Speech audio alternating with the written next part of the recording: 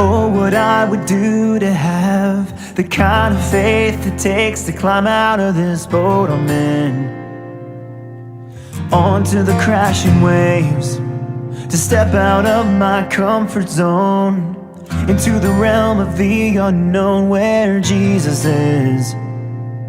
And he's holding out his hand, but the waves are calling out my name and they laugh at me, reminding me of all the times I've tried before and failed. The waves that keep on telling me time and time again, boy, you'll never win. You'll never win. But the voice of truth tells me a different story. But the voice of truth, it says do not be afraid.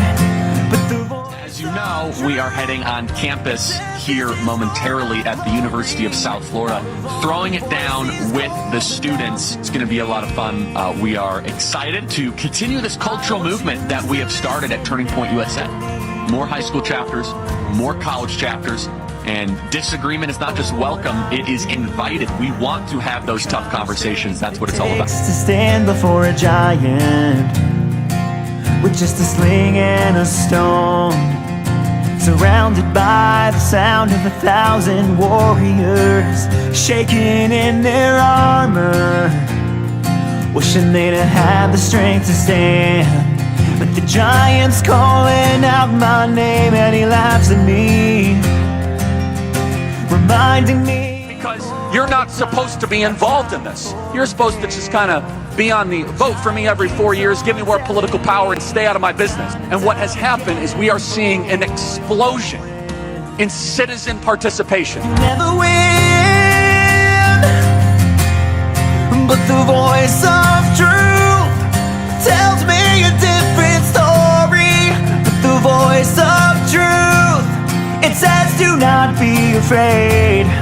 But the voice of truth, it says this is for my glory. Out of all the voices calling out to me, Knock on that extra door, go that extra mile, talk to that extra friend. Because throughout voting month and culminating on the 5th of November, I believe it will go down as a day that people remember, as a day that is written about in history books, as the final battle, from the golden escalator on down, from defeating Hillary Clinton, from the nonsense of 2020, from Butler, Pennsylvania, November 5th, it all culminates where we restore the promise that the founders gave us. And they said, hey, if the people want it, the people get it. And we, the people, take back America. God bless Arizona, and thank you so much. truth, it says do not be afraid. But the voice of truth, it says this is for Every day the American people demand certain accomplishments and victories. Disagreement is what keeps a movement alive, keeps a movement fun. Here in this country, we are a country of flourishing. We're a country of risk-taking. We're a country of building. We will achieve American greatness, and we are just getting started. I will choose to listen and believe to the voice of truth. 'Cause Jesus, you are the voice of truth.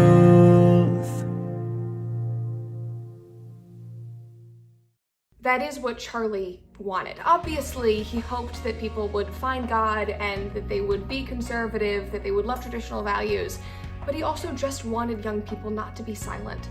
He wanted them to get involved. He wanted them to wrestle with big ideas and debate and seek to understand each other. He had this idea of a world that was based on civil discourse and understanding. He wanted young people to live happy and healthy and full lives. He was concerned about our economy and the things that Gen Z and Gen Alpha will be facing. He was concerned about the fact that we can't buy homes, that young people are not getting married because they are scared about the economy, that they are scared about, world wars. He listened to young people. His fight was not one-sided. He had a holistic view of how he thought Gen Z should thrive based on what people in my generation were actually saying to him, what he was actually seeing on college campuses.